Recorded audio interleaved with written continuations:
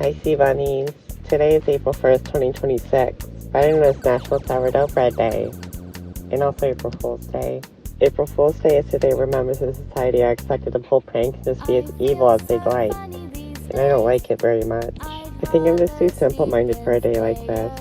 A day where everyone's encouraged to participate in trickery amongst members of society all day, it tends to give me immense trust issues. Now naturally, it should be expected that just about everything said on this day should be false. However, what if someone's really telling the truth, and it just happens to be that they're saying this on National Sourdough Bread Day, also known as April Fool's Day? Reality, your shoe's untied. My shoe being untied. This is a common joke on National Sourdough Bread Day, also known as April Fool's Day. So it should be obvious that this is about a scheme. What if my shoes are untied, and it just happens to be that they're untied on National Sourdough Bread Day, April Fool's Day? If this is the case, then the person is simply trying to be kind and instruct me of what I'm doing wrong. They would feel quite hurt if I falsely accused them of trickery. But what if this really is just a trick?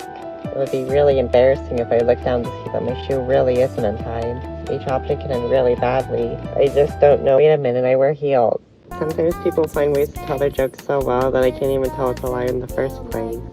Or maybe I'm just really gullible. I remember this one channel I watched at the time genuinely made the most thought-out trick I had ever seen. You see, they had the idea to claim that they were changing the persona to this big, strong blob thing, which in most cases you'd be like, yeah, right, it's ridiculous, no one would believe that. But this smart little cookie didn't just say this, but they also gave a believable reasoning, changed their profile with fancy visual stuff, and even had the comments talking about how true it was. Well, I guess they're just a blob now. And then they went back to using their normal character and I learned I had been tricked.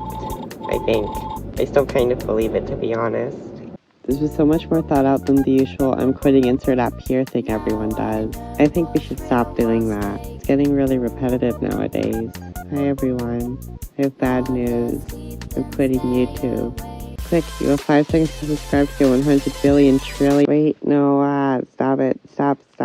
I'm sorry. Sometimes I think people can go a bit too far with their jokes, though. It feels like people like to use the Papal Joke Day as an excuse to do the most heinous crimes among society and call it a joke. Hey you. What is it?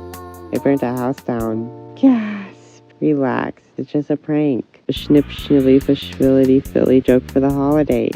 This doesn't exactly apply to this, but I think the worst joke people have made to this holiday is putting toothpaste in an Oreo.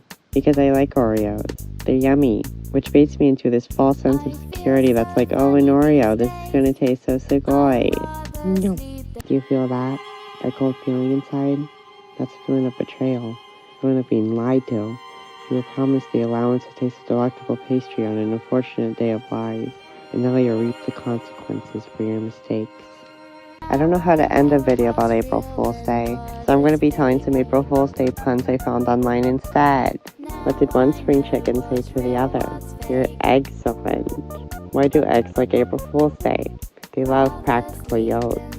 Where do birds vacation during April break? Subway's cheap. Why can't you trust spring trees? Because they're shady.